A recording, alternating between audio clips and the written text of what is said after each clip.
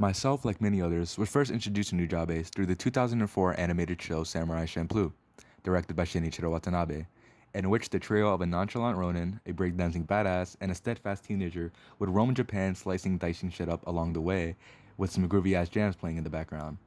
Now this show is something I never knew I needed, but as soon as that ending song played for the first time, I wondered what the show's been all my life.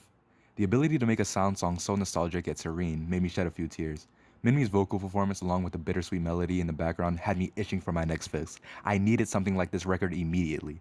Everyone talks about Urarian Dance, aka the I Have No Enemies theme song, and I agree, that song made me want to drink tea and look into the sunset like some fucking 15th century samurai, but no song, such as Shiki no Uta, really hit me the way it did, and that song made me venture out and look for more of Nujabes' works. And thank God it did, because within that research, I found his second full-length album, Modal Soul.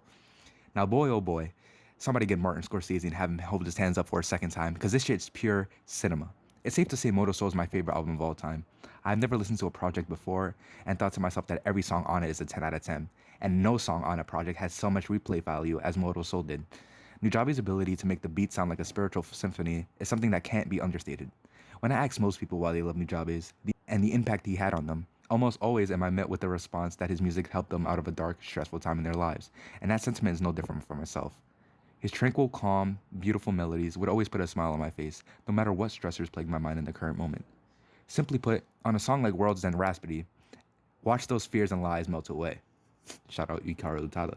Now, most great and remembered albums are great due to their ability to tell a story, a narrative which sits with the listener long after the initial listen, whether that be the societal, cultural, and political issues Kendrick Lamar discusses on T-Pad, or the altered, heartbroken persona of Tyler the Creator on Igor.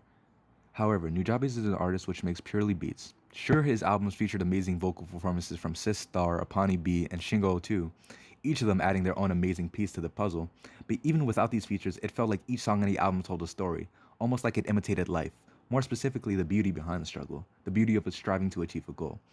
And nowhere is that more apparent than Lovesick Part 3. Lovesick Part 3 has my favorite chorus present on the album, beautifully complemented by the almost melancholic-like piano present throughout the whole entire track. But there's a specific line that sticks with me more so than any other on the album. I'll read it right now. It's funny how music puts time in perspective. Add a soundtrack to your life and perfect it. Whenever you are feeling blue, keep walking and we can get far. I feel like this lyric encapsulates exactly what made Nujabes so great.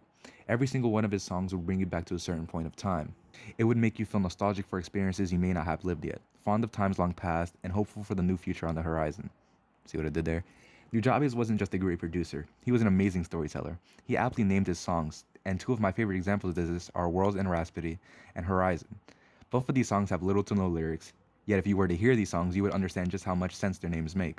Worlds and Rhapsody, which samples the Quadraphonics Bex G if you check it out, which I must say is an amazing song on its own, gets taken to new heights under Nujabes' own spin on it.